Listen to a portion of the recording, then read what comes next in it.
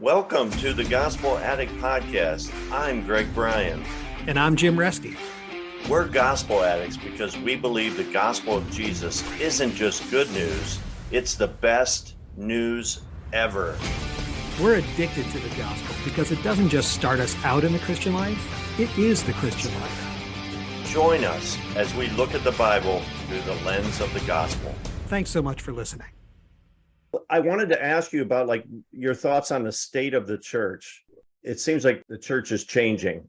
You know, I like to think like this. So, as an architect, I'm always like big picture thinking and then come into details and some of my thoughts on this, right? I think COVID just accelerated the death of things that were going to die anyway. It just accelerated stuff that was declining, was about to crash land, boom, it happened. So it wasn't that it's a surprise. It probably just, we had to admit that it was going to happen. I think since COVID, I think we're in a really, really interesting period in time right now. We're in that in-between changeover time, a cultural changeover.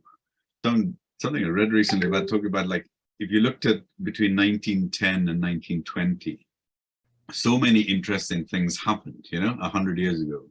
You had Spanish flu kicked in, that finishes off in the middle of this war that then, changes an old imperial system into a new, what we have now lived in the modern world, the sort of post-industrial, the industrial world and the capital world that's coming. And in that period, you had an old guard that was trying to go back the way and say, let's just go back to them being this, and let's just go back and conquer Africa or India, whatever, and we'll be fine, everything will be good. And then you had this sort of naive, utopian, new thinking Marxism and communism that was everything was going to be great. Everything was going to be amazing if we just got rid of this, and we'd be great with that, And the helpful thing 100 years ago, tragically, was that there was a war. So there was like a defining line between before and after.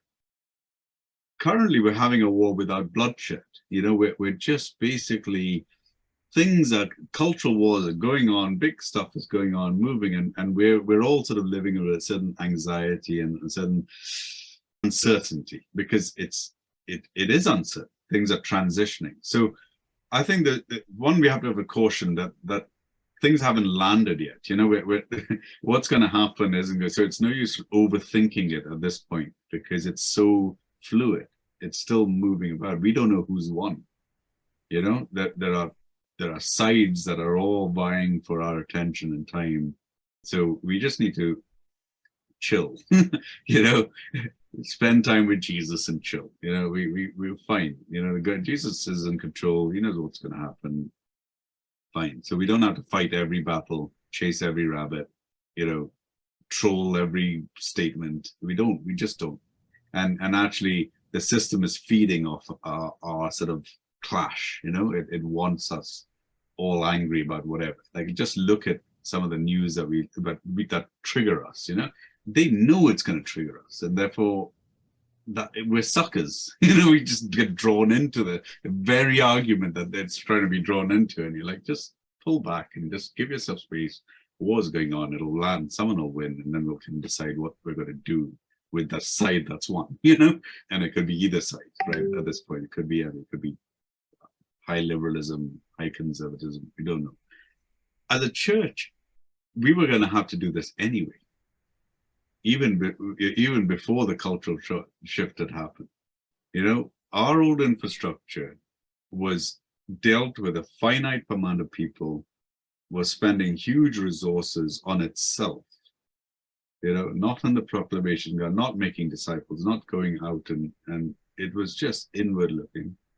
There are plenty of countries where the church is growing. So it's just, I'm talking about the Western church. There's plenty of great stories everywhere else except us, and we lament because, and actually we're getting evangelized by the East again, the Koreans and the Indians and the Brazilians and the Nigerians are all coming to the West and being the missionaries, in our cultures, because we've lost our ground. And I think I think there's a theological space that we need to work on. One where we recognize that we're all the kingdom of priests in the holy nation. It is not titles and pastors and this infrastructure, this hierarchy that's going to proclaim it. It is us walking with Jesus and following him where he's going to take us. He has a solution for it all.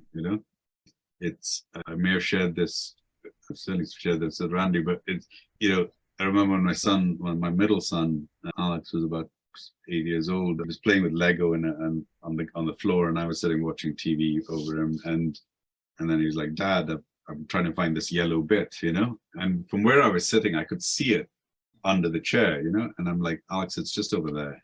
And he's like, "Where, Dad?" And Alex, "Just under the chair." "Where, Dad?" And he's looking for this thing. Where?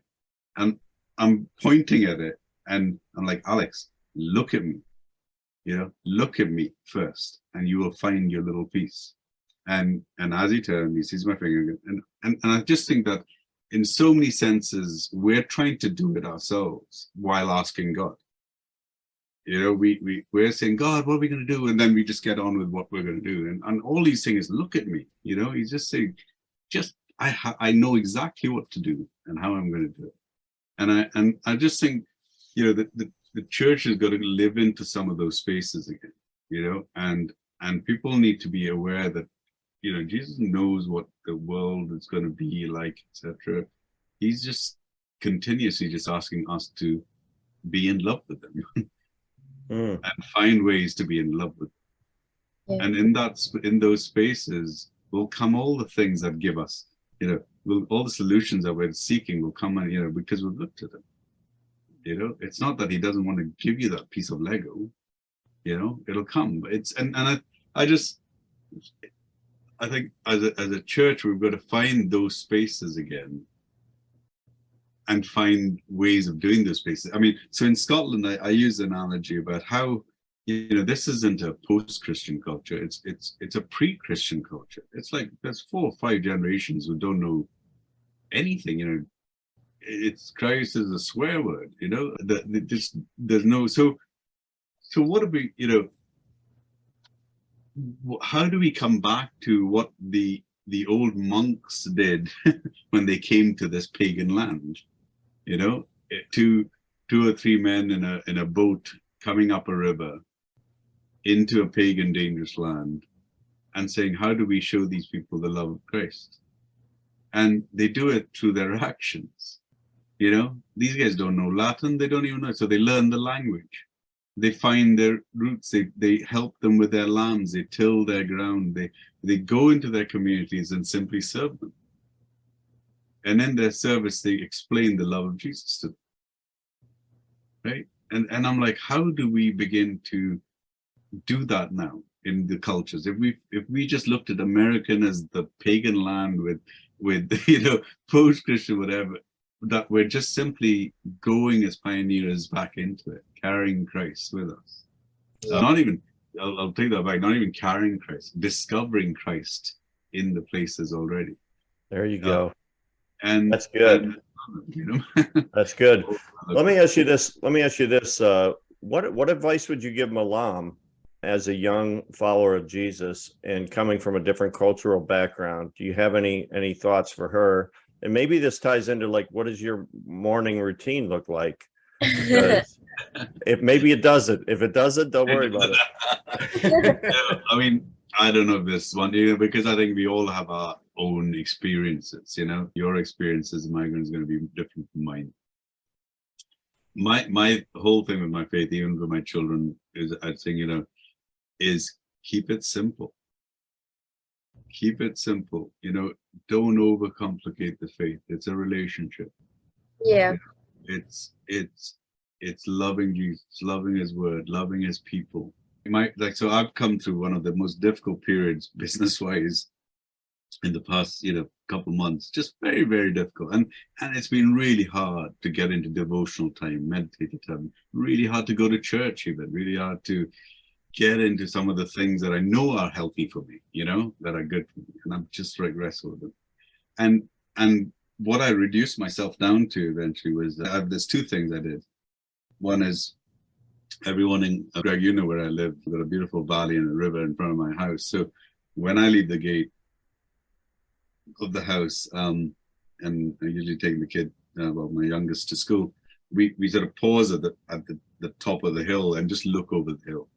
And every morning is a declaration of God's glory, you know, whether it's foggy, sunny, and I've used nature hugely to display God's glory, you know. And I love that David in the mountains playing the lute, you know, a harp to a sheep, understood God far more than even when he was in a temple or in the palace. He still yearned for the time when he was up in the hills, you know. And I think nature can tell you everything and so much more about God than we sometimes come into. And so that is one thing I do. And the second thing is, again, like I was saying, I was wrestling with the word, I was wrestling with the time and structures of disciplines of my faith. So I just started listening to music. Music's always been important for me. So I just played a lot of worship music that I just listened to. And there was deep theology, deep places of rest that came out of those periods. And I'm sharing that. I've been sharing it recently. Like I've been using hymns as devotionals almost. You know, just as I was sharing just yesterday at a meeting about, you know, the song "Praise to the Lord, the Almighty, King of Creation." There's a line in that. It simply says, "Ponder anew what the Lord Almighty can do." And it just, when sitting at this business that's hemorrhaging and doing all sorts of stuff and everything, every day was a crisis of some sort. There was that line, "Ponder anew what the Lord Almighty can do," just kept coming back. And I'm like, yeah, I mean, I may be seeing problems that God can do something completely different and I can cover this. So I found that even now, you know, nearly 40 years into my faith, it isn't all just up and up, you know, there is still the up and down. That's the nature of the relationship, but there are roots and anchors I build into these spaces that I know when I'm in those spaces that I don't have to push myself continuously into a single place to experience God. I've created I've found, not created, a whole range of spaces where you find God. And there I rest with it. That's great. Yeah, I mean, pondering anew makes me think of Hebrews 12:2, where it says, "Let us fix our eyes on Jesus, the author and perfecter of our faith, who endured the cross, scorning its shame, and sat down at the right hand of the throne of God." Just kind of bringing us back to the gospel, like, and how you never get beyond it. You never, because you never fully understand the love of God, because it's so incredible that this triune God was willing to tear itself apart for us, because God loved us so much. And so when you see nature and you see God's creation, you see the beauty of it, you see, you know, just how awesome God is. And that's in a fallen world, you know? So I really, really, really appreciate that. Milam, do you have any questions for Sundeep? Yeah, so I mean, what do you think that as your children, so they are born Christian, what do you think that, you know, how do they find their relationship with God? I think, like with all my children, I told them that they're not Christian until they decide to be Christian. You know? Yeah. That I've just given them a Christian bringing in my values, but they've got to make their choices, you know. And one of the key things I found with my own kids was that doubt was not a bad thing. And my father, who was a committed Christian and missionary, always had space for his doubt. You know, and I like that there wasn't an anxiety that if I questioned something, I was denying it. It wasn't. It was an expression of interest, and so I always encourage my children never to back off those spaces. Yes. You know, I'm like, God will follow you all the way down the cave if you want to go there. You know, because He has both an answer and a solution and a space for that. You know, and so. I like when I talk about I have a parenting theory which I'll share, which is I think you've got to tell a child by 7, show a child by 14, And then between 14 and 21, this is 7-year cycle, they'll test and throw everything out the water, and they'll wrestle with it, and at 21 they'll land somewhere. Yeah. Sometimes bruised and scarred. And we've got 5 kids, we've got 2 grandchildren, with a third one turning up. As much as my kids don't have my faith, I love that. It's a struggle because I want them to have my faith. And I realize, no, I want them in love with Christ. So when I look at all of them and all their journeys, and they've all had faith, and they're all in different stages of their faith, some are strong, and my wife and I just pray over them. There's a deep helplessness that can come with your kids when you have no control over their choices and decisions, but yeah. I'd rely on God. That's who I rely on, not on my children, and that's why it's beautiful to see even my second son, who probably had the greatest wrestle with it, the biggest anger and rejection and struggle, to now just watch his deep faith and in his marriage and soon fatherhood, and just watch his habits and his growth is so much more rewarding and powerful, because it's not my journey, it's his journey. Yeah. So yeah. Yeah, I mean, so it's the same, that you have created so much safe space for them, and it's so different that it's not like other people say it's a religion. It's not a religion like what people think of it. Like you have to follow ABC, and then you really have to follow him without even knowing about him. It's a relationship. So in a relationship, you can start, and then it's a whole journey, and it's always so fascinating to see everybody's journey when they in the moments when they don't follow him, and you say, then no, we don't want to follow him, and then suddenly something happens in their life, and that faith, it's just so fascinating. Yeah. And yeah, I mean, that's why I wanted to ask you this question, because you're a parent yourself, and you have more than one child, so there are so many journeys in front of you, and it's so fascinating, to look how they travel through that journey with God. And it's not just them looking for God. God is the one who's seeking us. Mm-hmm. Mm-hmm.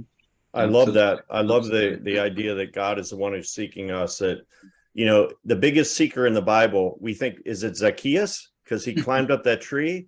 Is it Nicodemus because he went to Jesus at night? No, the biggest seeker in the Bible is God himself. Yeah. He's seeking to save that which was lost, which was us. And you brought up we're going to bring this to a close real quick here, but you brought up the idea of doubt. One of the most confounding passages that I've come across recently is in Matthew chapter 28, the Great Commission, because it says the 11 disciples went to Galilee, to the mountain where Jesus had told them to go. When they saw him, they worshiped him, but some doubted. You're like, what? How's that possible? How could they doubt him at that point? How could there have been doubt? This is the resurrected Christ. But I love the fact the Bible, it's in the Bible, because it's there because it's real. Yeah. And that doubt lives in all of our hearts. Mm-hmm. Like we doubt God. God can answer one of our prayers, and we'll say, we'll never doubt you again. And then 10 minutes later, we doubt him. So any final thoughts from either of the two of you? Sundeep, any final words you want to share? Just one final thing. And it was just when I was looking at this, I'm looking at the screen and I'm thinking, we're all linked to India. We've all either been there, or lived there, or grown there. I'm in Scotland now, you're in America. It's one is the scale of God, to understand that his kingdom, his family is big, and it's a rich experience for all of us to be. I always love that we're not strangers, we're just family we've never met. And God prepares and brings us together because he wants us to delight in it. That this relationship, this conversation isn't just some sort of functional thing we're doing, hey, so someone listening can be, come to Jesus. It's like this is the delight. It's like, hey, children, I've introduced you to each other, and I think that's powerful. And this final thought is, my father used to always say, like, we are already the result of other people's faithfulness. You know, we're like, other people have prayed for us, a youth worker, a pastor, someone who took us to Christ, you know, and now we've experienced that. Then, you know, our faithfulness matters to others. You know, this is the channel.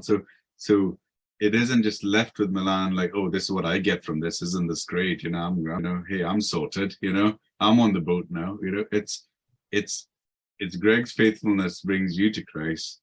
Your faithfulness brings others to Christ. Yeah, and I love that. I love that journey that we can be on. That's great. Looks like Milam is on the move. Yeah. No. Do you want to share anything? Yeah, one of the reasons I think Greg called me to the podcast is because my journey is very different, and it's exactly opposite to yours. I mean, there have been some similarities, but it's exactly opposite, you know, because you were born into it and you knew more about it, and I'm still learning about it.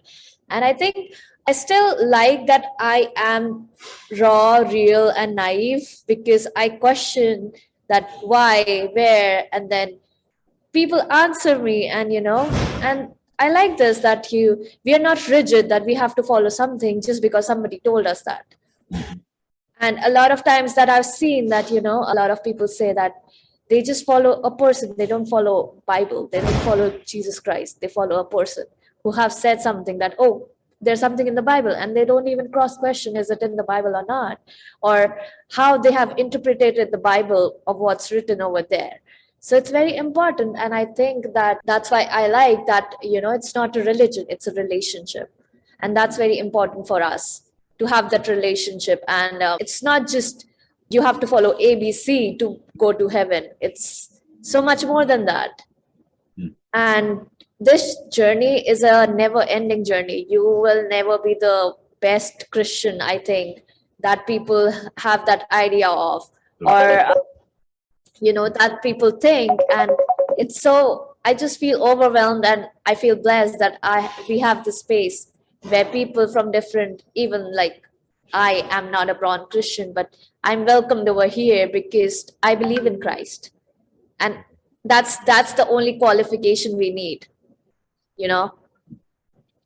That's good. That's fantastic. Well, hey, thank you guys both for your time today. And Sundeep, if people want to find you, where could they find you online? Maybe it's your website, Yeah, of course. I would love to come to Scotland and see the space you have created.